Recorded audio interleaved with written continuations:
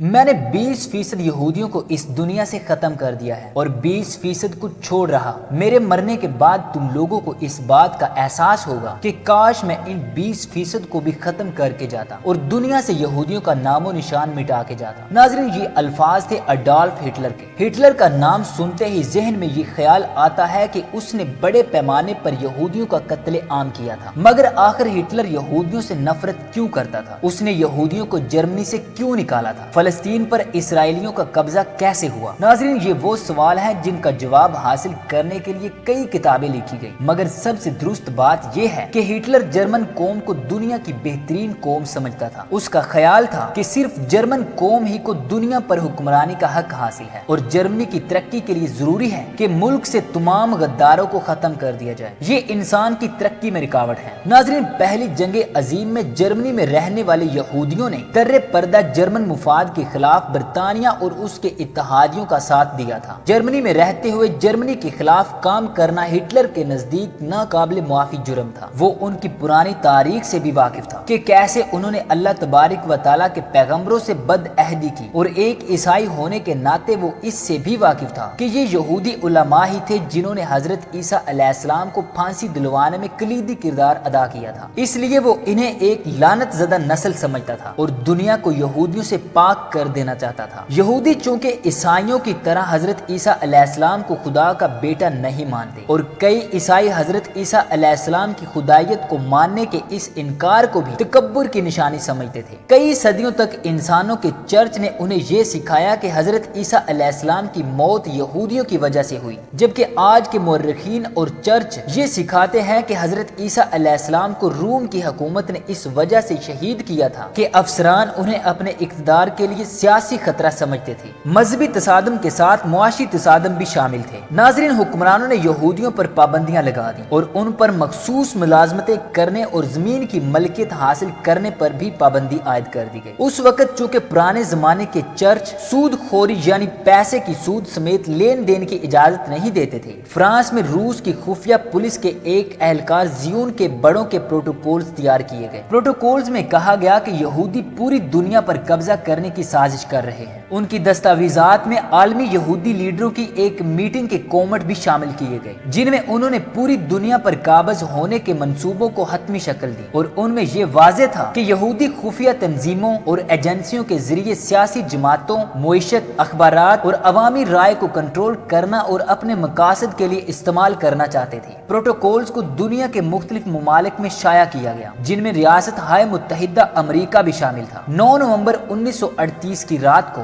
رائخ بھر میں یہودیوں کے خلاف تشدد شروع ہو گیا۔ بظاہر یہ کسی منصوبے کے تحت نہیں ہوا تھا، یہ ایک یہودی کے ہاتھوں پیرس میں ایک جرمن افسر کے قتل پر جرمنوں کے غصے کا نتیجہ تھا۔ 2 دنوں میں 250 سے زائد یہودی عبادت گاہیں جلا دی گئی، 7000 سے زائد یہودی کاروباروں میں لوٹ مار کی گئی اور انہیں تباہ کر دیا گیا۔ درجنوں یہودیوں کو مار دیا گیا۔ یہودی قبرستانوں، ہسپتالوں، سکولوں اور گھروں کو لوٹا گیا، جبکہ پولیس اور فائر بریگیڈ کی گاڑیاں دیکھتی ہی رہیں۔ سڑکوں پر بکھرے ہوئے دکانوں کی کھڑکیوں کی شیشوں کی وجہ سے اس رات کو کرسٹل نائٹ یعنی ٹوٹے ہوئے شیشوں کی رات کہا جانے لگا۔ ناظرین، اس کے بعد کی صبح جرمنی کے 30,000 یہودی مردوں کو یہودی ہونے کے جرم میں گرفتار کر کے حراستی کیمپوں میں بھیجا گیا، جہاں ان میں سے سینکڑوں افراد مر گئے۔ کچھ یہودی عورتوں کو بھی گرفتار کر کے مقامی قید خانوں میں بھیج دیا گیا۔ یہودیوں کے کاروبار کو اس وقت تک دوبارہ کھولنے کی اجازت نہ تھی جب تک کہ ان کا انتظام غیر یہودیوں کے ہاتھوں میں نہ دیا گیا ہو۔ یہودیوں پر کرفیو لگا دیے گئے، جن کی وجہ سے ان کے گھروں سے نکلنے کی اوقات محدود ہو گئی۔ ٹوٹے ہوئے شیشوں کی رات یعنی کرسٹل نائٹ کے بعد جرمن اور آسٹرین یہودی بچوں اور نوجوانوں کی زندگی اور بھی مشکل ہو گئی۔ ان پر پہلے ہی عجائب گھروں اور عوامی پارکوں اور تیراکی کے پولوں میں داخلے پر پابندیاں تھیں، اور اب انہیں سرکاری اسکولوں سے بھی خارج کر دیا گیا۔ اپنے والدین کی طرح یہودی نوجوانوں کو بھی جرمنی میں مکمل طور پر علیحدگی کا سامنا کرنا پڑا۔ مایوسی میں کئی یہودیوں نے خودکشی کر لی، زیادہ تر خاندانوں نے بھاگ جانے کی بھی بھرپور کوشش کی۔ ناظرین، 17,000 کے قریب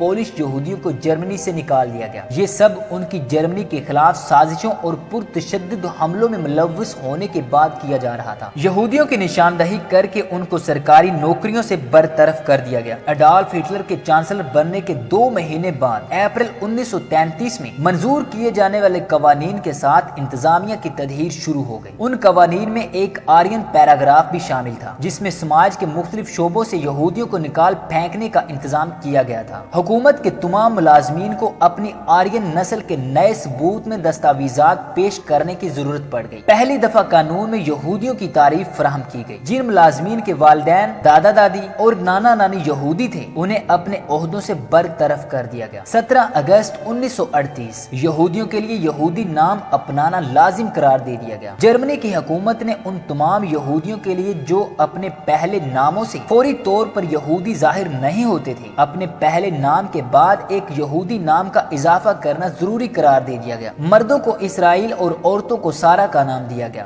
مرد اپنے نام کے ساتھ اسرائیل لگائیں گے اور عورتیں اپنے نام کے ساتھ سارا لگائیں گی تاکہ پتہ چلے کہ وہ لوگ یہودی ہیں۔ اکتوبر میں جرمن حکومت نے یہودیوں کے تمام پاسپورٹس ضبط کر لیے۔ یہودیوں کو جاری کیے جانے والے نئے پاسپورٹس پر جے کا ٹھپا لگا ہوا تھا جو ان کے مالکان کی یہودی ہونے کی شناخت کرتا تھا۔ ناظرین، 19 ستمبر 1941 جرمنی میں یہودیوں کی شناخت کے لیے ایک بیج متعارف کروایا گیا۔ 6 سال کی عمر سے زائد یہودیوں کو تمام اوقات اپنے کپڑوں پر ایک پیلے رنگ کا 6 کونوں والا ستارہ پہننا ضروری ٹھہرا دیا گیا جس پر کالے حرفوں میں جیوڈ لکھا ہوا تھا جو کہ جرمن زبان میں یہودی کہلاتا تھا اور اب جرمنی میں یہودیوں کو دیکھ کر ہی پہچانا جا سکتا تھا۔ اکتوبر میں یہودیوں کی جرمنی سے باقاعدہ جلا وطنی شروع ہو گئی۔ مارچ 1942 میں یہودیوں کے لیے اپنی رہائش گاہوں پر بھی ستارے کی نمائش کرنا ضروری ہو گیا۔ ناظرین، یہودیوں کی یہ نسل کشی ہولو کاسٹ کہلاتی ہے۔ ہولو کاسٹ ایک لفظ ہے جس کے استعمال پر پابندی ہے۔ دنیا کے 13 ممالک ایسے ہیں جن میں اگر یہ لفظ بولتے ہیں یا استعمال کرتے ہیں اور یا کسی تحریر میں لکھتے ہیں تو اسے 3 سے 10 سال کی سزا ہو سکتی ہے۔ اگر آپ سوشل میڈیا پر اس لفظ کا استعمال کرتے ہیں تو آپ کا اکاؤنٹ بلاک کر دیا جائے گا۔ یہودیوں نے اس لفظ کا بڑا ناجائز فائدہ اٹھایا، مظلوم بنے اور اس نسل کشی کا اتنا چرچا کیا کہ ساری دنیا یہاں تک کہ جرمن خود بھی یہودیوں سے مل کر آج تک آنسو بہاتے ہیں۔ نسل کشی جس قوم کی بھی ہو، وہاں گانا سنتے سنتے تو کسی کی موت نہیں آ جاتی۔ انسانی حقوق کی سنگین خلاف ورزیاں ہوتی ہیں، چیخو پکار،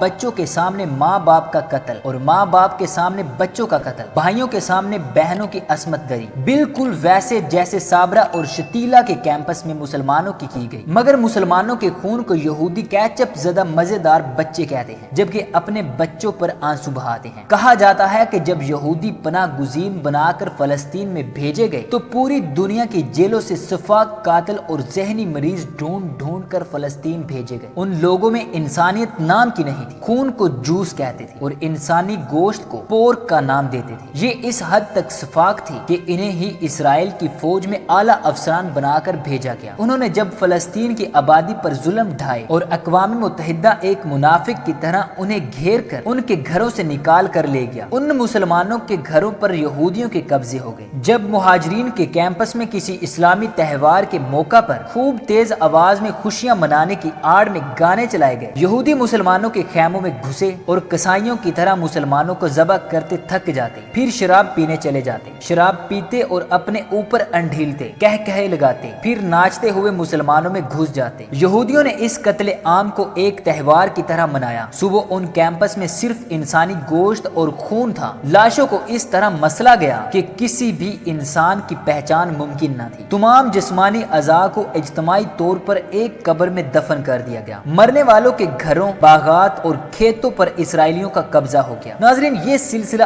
آج تک جاری ہے۔ یہودیوں کا ایک گروہ ایسا ہے جو آج بھی قدیم تورات کو مانتا ہے اور یہودیوں کے لیے الگ وطن کے قیام کو اللہ کی نافرمانی مانتا ہے۔ ان کے مطابق دنیا ختم ہو جائے گی اور دنیا پر اللہ کا عذاب آ جائے گا اگر یہودیوں نے اس کی نافرمانی کر کے الگ وطن بنا لیا۔ یہ لوگ آپ کو اکثر دیوار گریا پر ماتھا رگڑتے اور روتے ہوئے ملیں گے، مگر یہ لوگ آٹے میں نمک کے برابر ہیں، زیادہ تر جنونی جو زائنسٹ کہلاتے ہیں، دنیا کے سامنے مظلوم بن کر ہمدردیاں سمیٹنے والے لوگ ہیں۔ درندے سے زیادہ شفاق ہیں، یہ اپنا مقصد کبھی نہیں بھولے۔ آج اڈالف ہٹلر کو وقت نے صحیح ثابت کر دیا۔ یہودیوں کی جس عالمی سازش کو نازیوں اور روسیوں نے بے نقاب کیا تھا اور جسے روکنے کی کوشش کی تھی، یہودیوں نے پیر جماتے ہی اس پر کامیابی سے کام کرنا شروع کر دیا۔ فرق صرف اتنا ہے کہ اس بار عیسائی دنیا ان کے ساتھ ہے، کیونکہ وہ یہودیوں کو نہ صرف مظلوم سمجھتے ہیں بلکہ ان کے خلاف بات کرنے کو بہت بڑا گناہ بھی سمجھتے ہیں۔ ناظرین، اسی امید کے ساتھ مجھے اجازت دیجیے کہ آپ کو ہماری ویڈیو پسند آئی ہوگی۔ ملتے ہیں ایک اور نئی ویڈیو۔ اللہ رب العزت آپ کا حامی و ناصر ہو۔